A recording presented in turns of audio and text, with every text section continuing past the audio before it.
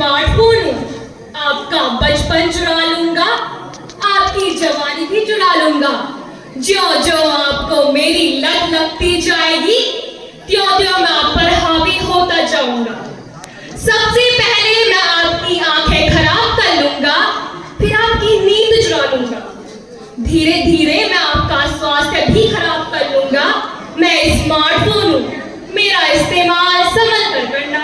सुप्रभात परम आदरणीय पर्वतीय कल्याण समिति के समस्त महानुभाव, न्याय की तुला पर बैठे नीर विवेकी निर्णायक गण, सम्मान्य शिक्षक गण एवं मेरे प्रिय साथी, मैं दीपिका आज हिंदी भाषण प्रतियोगिता जिसका चिंताजनक विषय है स्मार्टफोन वरदान या अभिशाप के संदर्भ में अपने विचार प्रस्तुत कर रही हूँ।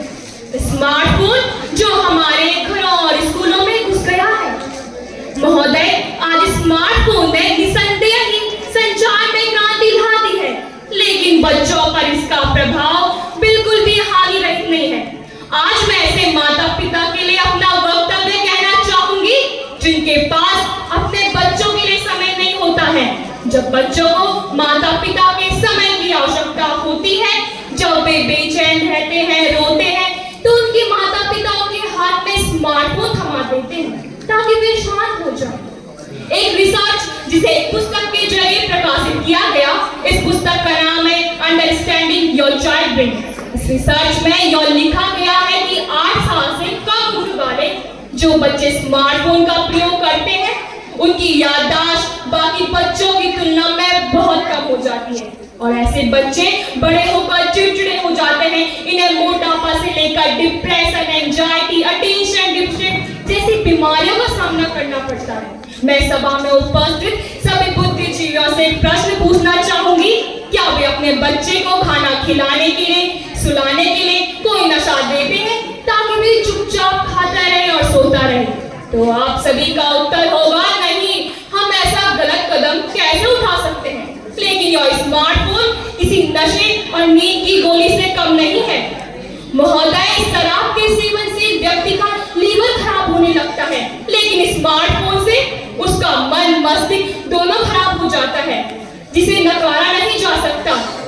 इसके अतिरिक्त 2018 में एक फेसबुक डेटा लिंक सामने आया जिसमें एक निजी कंपनी के माध्यम से अवैध रूप से 5.62 लाख भारतीयों का डेटा एकत्रित किया गया।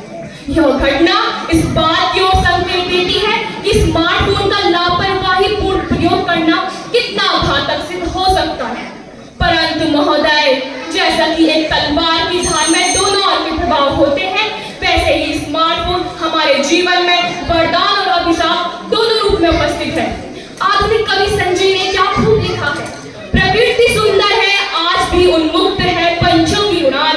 स्मार्टफोन की क्या गलती, इसका इस्तेमाल ही गलत करे इंसान। गुण दोष अच्छाई बुराई इंसानों में भी कम कहां, फिर तो ये पथ भटकाता निर्जीव स्मार्टफोन है जहां। लत किसी चीज की होती बहुत बुरी है, सीमित और सही उपयोग करें तो इससे बड़ी उम्मीदें जुड़ी होती है। आज की दुनिया में स्मार्टफोन एक जरूरत है, इसने शिक्षा के तरीके को भी बदल के रख दिया।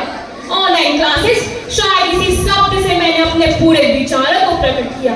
जी हाँ, जब हमारा देश नहीं पूरा विश्व कोरोना जैसी महामारी से जूझ रहा था, तब इसी स्मार्टफोन के जरिए हम अपने कीमती 2 सालों को बर्बाद होने से बचा पाए।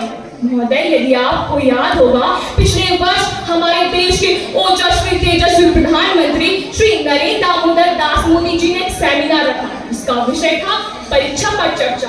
तो उन्होंने भी इस बात का जिक्र किया, यदि आपके हाथ में स्मार्टफोन है तो आप इससे अपनी जिंदगी बदल सकते हैं। उदाहरण के लिए ऑनलाइन क्लासेस पढ़ना हो, नए कौशल सीखने हो, नेटवर्क मार्केटिंग करनी हो, यही नहीं व्यापारिक क्षेत्र में इसकी उपयोगिता का कोई अंत नहीं है। और तो यह कहना उचित होगा कि स्मार्टफोन एक अचूक साधन है, लेकिन इसका उपयोग संयम एवं विवेकपूर्ण तरीके से करना अनिवार्य है। यह हम पर निर्भर करता है कि हम इसका उपयोग वरदान के रूप में करें, न कि अभिशाप के रूप में।